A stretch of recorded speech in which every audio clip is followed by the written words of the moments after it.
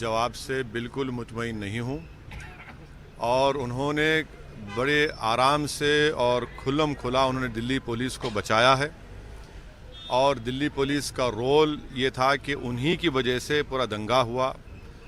वो बड़े फ़ख्र से कह रहे हैं कि 36 घंटे में इस कम्युनल कारनेज को रोका गया।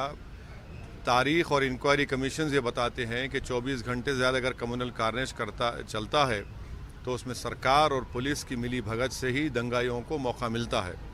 तो अमित शाह दिल्ली पुलिस को बचाने का मकसद एक ही है कि वो नहीं चाहते कि इंसाफ मिले और ख़ास तौर से उन मुसलमानों को जिन्होंने अपनी जानों को गंवाया, जिनके घर जला दिए गए, जिनके कारोबार को ख़त्म किया गया और कोई इंसाफ नहीं मिलने वाला है आज के अमित शाह के इस रिप्लाई के बाद। क्योंकि हमने मुतालबा किया था कि इंक्वायरी कमीशन को इंक्वायरीज एक्ट के तहत बनाया जाए, जो एक सिटिंग सुप्रीम कोर्ट या हाई कोर्ट जज हेड करे, उन्होंने उसको इनकार कर दिया, कुछ नहीं कहा, तो इंसाफ नहीं होगा। एसआईटी क्या करेगी?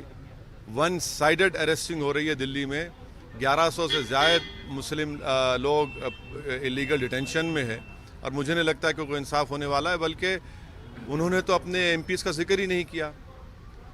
Kapil Mishra DCP, sitting DCP की मौजूदगी में अल्टीमेटम देता है, अमित शाह उसके बारे में बात ही नहीं करते। जहाँ तक वारिस पठान का ताल्लुक़ है, वारिस पठान के ख़िलाफ़ एफआईआर है, वारिस पठान ने अपना बयान वापस लिया है, मगर क्या अनुराग ठाकुर के खिलाफ एफआईआर है? क्या कपिल मिश्रा के खिलाफ एफआईआर है? किसी के खिलाफ कोई एफआईआर नहीं है। क्या उनके वर्मा एमपी के खिलाफ कोई एफआईआर नहीं है? सरकार इन लोगों को बचाना चाह रही है, ये देश देख रहा है। लेकिन जवाब में ये बात आई कि दिल्ली हिंसा करने के लिए बाहर से लोग आए थे। अगर आप दिल्ली पुलिस से कराएंगे तो तोते की तरह जो कहना है कह देंगे। इसीलिए इंक्वायरी कमीशन को बनाया जाए, कमीशन ऑफ इंक्वायरी के तहत, तभी सच्चाई सामने आएगी। तभी जाकर चाहे अंकित हो, चाहे जुबैर हो, सलमान हो, अकबरी बेगम हो, इन तमाम को इंसाफ मिलेगा। एसआईटी से कोई इंसाफ नहीं मिलने वाला है। जिस तरह 84 में सिखों को अब तक इंसाफ नहीं मिला, इसी तरह दिल्ली में मरने वाले मुसलमानों को इंसाफ नहीं मिलने वाला है।